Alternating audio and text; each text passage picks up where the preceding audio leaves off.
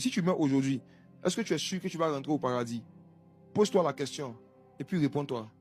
Si la réponse est je ne sais pas, si la réponse est peut-être aujourd'hui, tu as besoin du sauveur à la couronne d'épines. Il a pris la couronne d'épines pour que les questions les plus épineuses de l'humanité trouvent solution en lui. Et la question la plus épineuse, c'est la question de la vie après la mort. Frères et sœurs, il existe bel et bien une vie après la mort. Quand tu vas mourir physiquement, ton âme va commencer à vivre dans un autre monde. Rien ne se perd. Je ne pense pas. Ceux même qui ont dit ça, ils ne croient pas en la vie après la mort. Pourtant, le recyclage nous montre qu'en vrai, rien ne meurt. Tout change de forme. Tu prends un plastique aujourd'hui, on dit qu'il est usé, tu le mets quelque part, tu donnes à des gens qui font du recyclage, ils peuvent en faire une maison.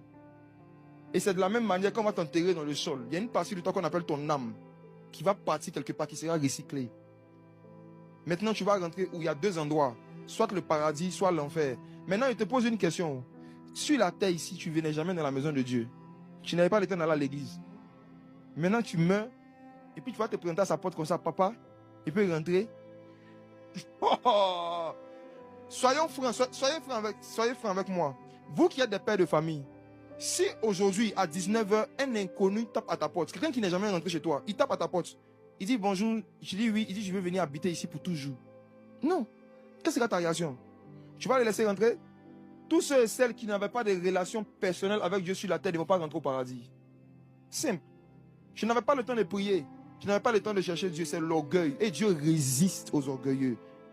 Il dit dans sa parole qu'il fait grâce aux humbles. Il résiste aux orgueilleux. C'est de l'orgueil que de dire à Dieu que parce qu'on travaille trop, on est occupé, on n'a pas le temps de parler avec lui, d'aller le chercher. Il t'attend. Quand tu vas mourir, tu auras le temps.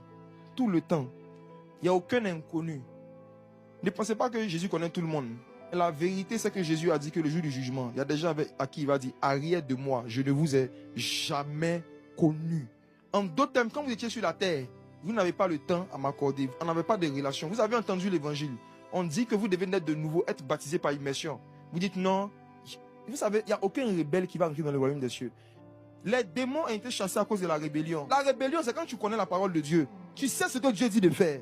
Et toi, tu décides de faire autre chose ou de ne pas faire ce que Dieu a dit. Tu es rebelle. Et une fois que tu es rebelle, il n'y a aucun loyaliste qui héberge un rebelle.